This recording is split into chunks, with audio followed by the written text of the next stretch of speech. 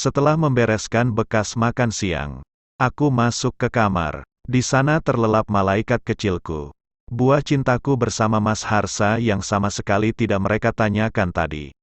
Bahkan Mas Harsa yang demikian dekat dengannya seolah lupa. Begitu penting perempuan itu bagi mertuaku sehingga tidak ada rindu sedikit pun untuk cucu semata wayang mereka. Padahal telah hampir sebulan tidak bersua. Bening yang sejak tadi kutahan akhirnya pecah juga dari sudut netra. Membayangkan bocah tidak berdosa itu akan mendapat kasih sayang yang pincang. Namun, biarlah, itu lebih baik daripada hidup berkubang luka.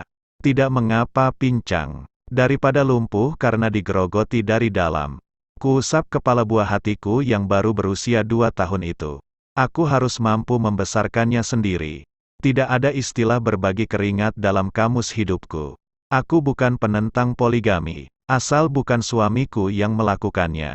Aku tahu kualitas dirinya yang tidak akan mampu berlaku adil. Jika dia kukuh, maka aku yang akan melepaskan. Kubaringkan diri di samping tubuh mungil putraku. Terpejam, kuhapus jejak basah yang tadi sempat tercipta. Meskipun hati ini sakit, tidak perlu menangis berlebihan. Cukuplah sekedar membuat lega, membuang sesuatu yang menyesak dada. Merecas energi sekarang lebih penting untuk bekal menjalani rencana selanjutnya. Menguatkan hati untuk menghadapi tingkah mereka yang pastinya menyakitkan hati. Emir Salim putraku masih tampak begitu pulas. Kutenangkan pikiran agar dapat pulas pula di sampingnya. Aku terbangun ketika petiduran terasa bergerak. Kemudian satu tangan mungil terasa meraba pipiku. Kebiasaan Emir ketika bangun, selalu meraba wajah orang yang ada di sampingnya. Anak mama sudah bangun? Tanyaku gemas. Kuangkat tubuhnya ke atas dadaku. Kemudian mencium gemas wajahnya bertubi-tubi. Kupeluk erat dengan gemas pula tubuh mungilnya. Renyah tawanya menenteramkan hatiku. Nen, ucapnya sambil hendak membuka baju atasku. Eits, nennya sekarang, kan bukan ini lagi, tolakku halus. Bocah itu merengek. Dia baru saja kusapih. Jadi masih sering minta ASI. Kita bikin nen di dapur. Yuk, hiburku. Ku gendong bocah menggemaskan itu menuju arah pintu. Ketika pintu terbuka, di ruang televisi yang terletak persis di depan kamarku, aku dihadapkan dua sosok yang gelagapan karena terkejut kehadiranku yang tiba-tiba. Keduanya menarik masing-masing wajah mereka yang sebelumnya seperti menyatu. Masih siang mas. Mbok ya mbak Niniknya dibiarkan istirahat dulu, sindirku sinis. Laki-laki itu nyengir salah tingkah. Emir, lihat papa diambil bude, ucapku. Duduk mataku menatap tajam perempuan yang rapat di samping suamiku. Emir paling tidak suka kalau ada yang berkata bahwa aku atau Mas Harsa diambil orang. Segera kuturunkan bocah itu dan melihat apa yang akan dia lakukan.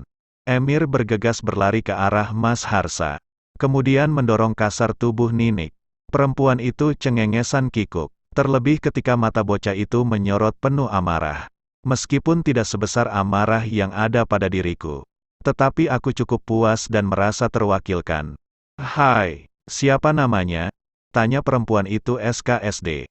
La mendekat dan mengulurkan tangan hendak menjawil pipi Emir. Gak mau, pergi sana, jangan ambil papa, seru Emir dengan logat kanak-kanaknya.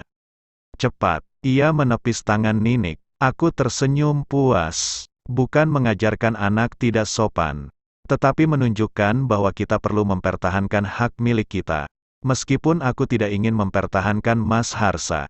Dia bagai hak milik yang sudah usang.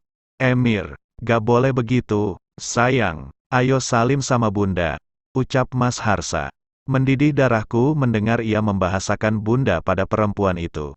Inginku berkata kasar, tetapi sekuat hatiku tahan. Aku tidak boleh terpancing. Bisa-bisa nanti kekasaran itu akan dijadikan alasan bagi mereka untuk menjatuhkanku.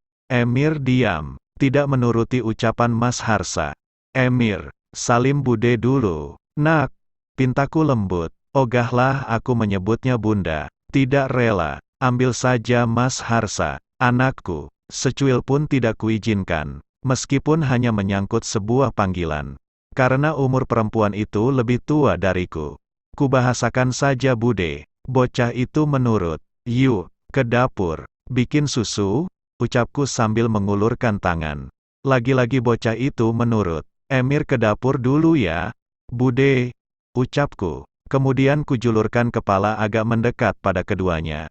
Agak ditahan-tahan ya, Mbak, Mas. Aku tahu kalian udah ngempet. Tapi kalau belum halal itu dosa. Kata Rasulullah ada 6 bahaya yang akan mengikuti kalau kalian gak mampu nahan. Di dunia, cahaya akan hilang dari wajah kalian. Umur kalian akan pendek. Kalian akan kekal dalam kemiskinan. Terus di akhirat murka Allah menanti. Li serem, tuturku sinis sambil bergidik. Lalu meninggalkan mereka yang memerah wajahnya. Entah malu atau marah. Biarlah, aku tidak peduli. Aku menghembuskan napas setelah tiba di dapur. Menenangkan emosi yang memuncak. Pantas saja ada seorang istri yang sampai menumpahkan cabai pada organ sensitif perempuan simpanan suaminya. Ternyata semenyakitkan ini rasanya. Namun, aku tidak mau mengotori tangan dan namaku dengan perbuatan anarkis. Karena apa yang aku lakukan sekarang akan meninggalkan jejak sejarah.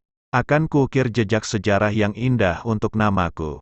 Agar kelak anak cucuku mengenangnya penuh bangga. Sehingga menjadi contoh yang baik untuk mereka dalam menyelesaikan masalah. Setelah membuatkan susu untuk Emir, aku kembali ke kamar. Melintasi mereka yang tampak duduk kikuk sambil menonton FTV di salah satu channel televisi swasta. Sedikit geli aku melihat gelagat mereka. Memuakkan, sih, tetapi ada lucu-lucunya gitu. Kubiarkan Emir menikmati susunya sambil kembali berbaring di atas tempat tidur. Sementara aku bersiap diri. Kepulangan mertua beserta oleh-olehnya membuat suhu kepalaku meningkat. Jika tidak diangin-anginkan sebentar, aku takut akan meledak. Lebih baik aku ke BTN. Mendinginkan diri di sana. Sudah habis? Aku bertanya kepada Emir. Sekadar basa-basi ketika ia menyerahkan botol yang telah kosong. Ku masukkan botol itu sekalian ke dalam tas. Biar dicuci di sana saja nanti. Setelah semua siap, aku segera keluar. Menemui 2 sejoli yang masih saja duduk kikuk di depan televisi. Mas, panggilku. Laki-laki itu menoleh, sedikit terkejut melihat penampilanku. Mau kemana? Tanyanya. Aku mau ke BTN. Pulang mungkin agak malam. Oh ya, nanti makan saja. Tidak usah menunggu. Aku sama Emir makan di luar, tuturku. Kutatap sebentar wajah tidak enak perempuan di sampingnya. Lauknya kalau masih, suruh Mbak Ninik panaskan saja. Kalau gak cukup, masak sajalah apa yang ada di kulkas. Nasi juga lihat. Kalau gak cukup, masak, ucapku. Sebenarnya aku enggan untuk mengurus makan mereka. Mau makan atau tidak, kelaparan sekalian pun aku tidak peduli. Hanya saja aku ingin menunjukkan powerku di rumah ini pada perempuan itu. Ninik kan baru datang. Dek, kasihanlah masih capek. Lagi pula, dia juga baru. Manalah bisa langsung disuruh ini itu. Bela laki-laki itu. Makanya, tadi kan aku suruh istirahat. Ngapain mau diajak mepet-mepetan, sinisku. Dek, serunya. Sepertinya dia tidak senang dengan sindiranku. Gak usah ngegas. Slowly. Itu benar, kan? Tanyaku kalem. Kalau Mbak Ninik belum paham seluk-beluk rumah ini, nanti tolong Mas jelaskan. Atau tanya Ibu. Kan besok-besok dia yang akan jadi menantu dan istri kesayangan di rumah ini. Tuturku tetap kalem. Maksud kamu apa? Tanya laki-laki itu masih dengan frekuensi tinggi. Ya, begitulah maksudku. Pahami sendiri. Masa sarjana begitu saja gak paham, sindirku. Dek, serunya lagi. Set, Ibu lagi tidur. Nanti bangun. Sudah ya, Mas. Mbak, aku berangkat dulu. Pamitku sambil menggandeng tangan mungil Emir. Beberapa langkah, laki-laki itu kembali memanggil. Aku menghentikan langkah. Ada apa lagi? Tanyaku. Kesal sebenarnya, tetapi tetap kulembutkan bicaraku. Kita perlu bicara, sahutnya. Oh iya, tentu saja, nanti malam kita musyawarah keluarga, balasku santai.